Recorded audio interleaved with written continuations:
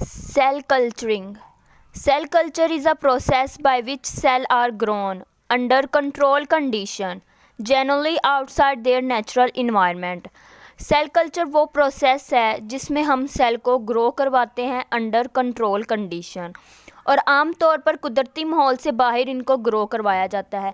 Means के इनको इनके नेचुरल इन्वायरमेंट से बाहर आर्टिफिशियली ग्रो करवाया जाता है।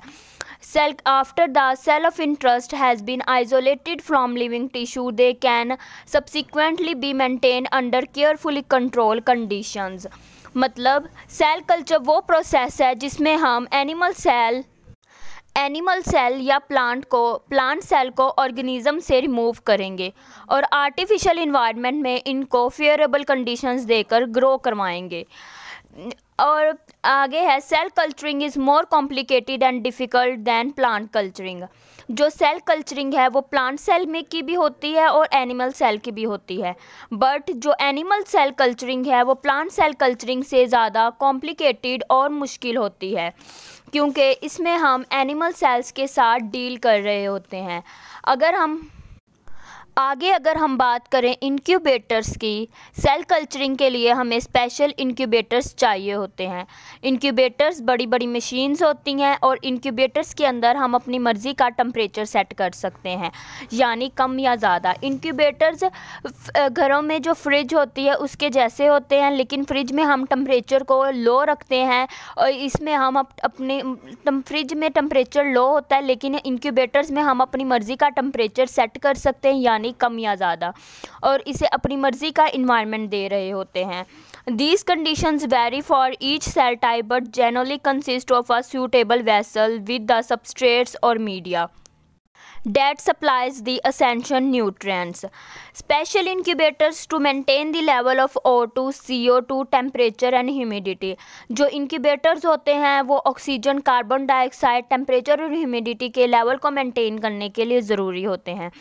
तो वो जो सेल हमने लिया था जिसकी हम ग्रोथ करवाना चाहते थे, इनको हम पेट्री डिश या टेस्ट ट्यूब के अंदर रख देंगे, फिर हम इनको इंक्यूबेटर्स के अंदर रख देंगे ताकि वहाँ पर हम इनको अपनी मर्ज़ी का कंट्रोल इन्वायरमेंट दे सकें। अगर आगे हम बात करें सिंथेटिक मीडिया की, जिसमें सेल पड़े होते हैं। सिंथेटिक इसलिए कहा जाता है क्योंकि हम इनको आर्टिफिशियली ग्रो करवा रहे होते हैं। सिंथेटिक मीडिया में हमें amino acid, vitamins, inorganic nutrients, salt, carbohydrates, cofactor वगैरह की ज़रूरत होती है, चाहिए होते हैं, और फैटल कफ सिरप की भी ज़रूरत होती है, जो हम कहाँ से ऑब्टेन करते हैं? फीटस ऑफ काउ से ऑब्टेन करते हैं। सीरम, अब आगे सीरम क्या होता है? Blood plasma without fibrinogens. ये ब्लड प्लाज्मा होता है, सीरम एक तरह का ब्लड प्लाज्मा होता है जिसमें फाइब्रिनोजेंस नहीं होते। आगे सिंथेटिक मीडिया की टाइप्स की बात करें, types of synthetic media: serum containing media and serum free media. First, cell culture technique were advanced significantly in the 1940 and 1950 to support research in virology. जो सेल कल्चर टेक्निक्स है ये 1940 और 1950 में advance हुई थी वायरोलॉजी की search को support करने के लिए। नेक्स्ट है जो टिश्यूज़ हम कल्चर में ग्रो करवाते हैं वो प्यूरीफाइड वायरसेस बनाते हैं, और ये जो प्यूरीफाइड वायरसेस होती हैं इसको हम वैक्सीन बनाने में यूज़ करते हैं। नेक्स्ट है जॉन साल्क ने जो पोलियो की वैक्सीन डेवलप की थी, वो पहली प्रोडक्ट थी जो सेल कल्चर टेक्निक के ज़रिए बनाई गई थी। तो नेक्स्ट है टाइप्स ऑफ सेल कल्चर। इसकी थी जो मेजर टाइप्स हैं वो है, फर्स्ट वन है primary cell culture, second secondary, और थर्ड है cell line. Primary cell culture को हम डिफाइन करते हैं। तो प्राइमरी है लफ्ज़ है ये निकला है प्राइम से, तो यहाँ प्राइम का मतलब है मेन। तो यहाँ पर मेन क्या है? यहाँ पर मेन है टिश्यू।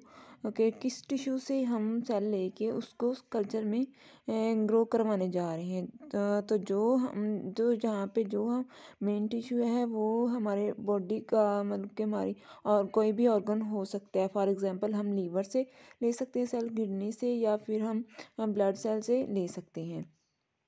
तो जब हम मेन टिश्यू से एक सेल आइसोलेट करके उसको ग्रो करवा रहे हों हैं तो so that will be primary cell culture. तो नेक्स्ट है प्राइमरी सेल जो है इनको फ्रेशली मल्टीसेलुलर ऑर्गेनिज्म से ऑब्टेन करते हैं हम, और ये इमोर्टलाइज सेल कल्चर को अपोज करता है। आमतौर पर प्राइमरी सेल को इन विवो टिश्यूज़ में सेल लाइन से ज़्यादा रिप्रेजेंटेटिव समझा जाता है, और ये कुछ कंट्रीज़ जैसे कि यूके में लीगली तौर पर तस्लीम किया गया है। नेक्स्ट है सेल लाइन की जनरेशन। इसकी सेल लाइन की जो जनरेशन है उसकी 2 रीजंस है। तो फर्स्ट वन है primary cell can become immortalise. जो है प्राइमरी सेल वो इमोर्टल बन जाए, मतलब कि इसकी जो डिवीजन होती रहती है कभी ख़त्म नहीं होती। और दूसरा है इसकी जेनेटिक मॉडिफिकेशन, और जिस पॉइंट पर सेल लाइन बनती है फॉर इनडेफिनेटली, और वो बार बार हम उसको सब कल्चर कर सकते हैं। Next because of their requirement for viability primary cell culture did not become wide spread until the 2000 तक। रिक्वायरमेंट फॉर विएबिलिटी मतलब इनको सर्वाइवल के लिए रिक्वायरमेंट्स होती है। मीन्स जब हम किसी सेल को कल्चर में रखते हैं तो उसको हम सेम इन्वायरमेंट देते हैं, जैसा इन्वायरमेंट हम और जैसा ऑर्गेनिज्म का होता है जिससे हम सेल एक्सट्रैक्ट करवाते हैं। तो इस वजह से ये जो प्राइमरी सेल कल्चर है 2000 तक वाइड स्प्रेड नहीं हुआ था। नेक्स्ट है इसके कुछ एडवांटेजेस। ये फर्स्ट इसका एडवांटेज है, ये टिश्यूज़ की सेलुलर हेट्रोजेनिटी को बेहतर तरीके से रिप्रेजेंट करता है। Roll number is 1019 and today my topic is secondary cell culture. तो प्राइमरी सेल कल्चर के बाद हम बात करते हैं सेकेंडरी सेल कल्चर की। सेकेंडरी सेल कल्चर इसमें क्या होता है कि हम डायरेक्टली ऑर्गन से एक सेल ऑब्टेन करते हैं, किसी भी पार्टिकुलर ऑर्गन से, और सेल लेके हम इसकी इन विट्रो यानी आर्टिफिशियल ग्रो करवाते हैं। इसके बाद सेल मज़ीद डिवाइड हो जाता है और वो कन्वर्ट हो जाता है प्राइमरी सेल कल्चर में। प्राइमरी सेल कल्चर के बाद ये जो सारे न्यूट्रिएंट्स हैं वो मज़ीद ग्रो हो जाएंगे, और जो रिमेनिंग इनमें जगह है वो भी फिलअप हो जाती है, और आगे सब कल्चर यानी सेल की पॉपुलेशन आ जाती है, जिसे हम सेकेंडरी सेल कल्चर भी कहते हैं, और सेल लाइन भी। आगे ये जो सेल्स ग्रो होते हैं इनका जो लाइफ स्पैन होता है वो लिमिटेड होता है, यानी एक टाइम के लिए ग्रो होते हैं और फिर इनकी डेथ हो जाती है। Then secondary cell culture refers to the cell lines that have been immortalized। ये रेफर्स करता है सेल लाइंस को, मतलब जब हम इन्हें एक न्यूट्रिएंट मीडिया प्रोवाइड करते हैं, इनकी न्यूट्रिएंट मीडिया की फॉर्म में ग्रो करवाएंगे, तो इनकी जो सेल की लाइन आएगी वो मोनोलेयर यानी सिंगल लेयर आएगी, एक लाइन की फॉर्म में ये लोग ग्रो करते हैं। डेट हैव बीन इमोर्टलाइज मतलब जेनेटिकली रिप्रोड्यूस होते हैं, और ये इनडेफिनेटली रिप्रोड्यूस होते हैं, कभी ना ख़त्म होने वाली, मतलब ये डिवाइड होते चले जाते हैं। और इसमें एक एंजाइम भी एक्सप्रेस होता है जिसे हम HTERT यानी ह्यूमन टीलोमेरेज रिवर्स ट्रांसक्रिप्टेज कहते हैं, और एंड डिवाइड इनडेफिनेटली यानी ये डिवाइड होते रहते हैं। कुछ टिश्यूज़ जो होते हैं उनमें इतनी एबिलिटी नहीं होती कि वो डिवाइड हो सके, तो इस सिचुएशन में जब हम सेकेंडरी सेल के कुछ टिश्यूज़ में एबिलिटी ना हो कि वो डिवाइड हो सके, तो हम इस सिचुएशन में सिर्फ प्राइमरी सेल कल्चर को यूज़ करते हैं।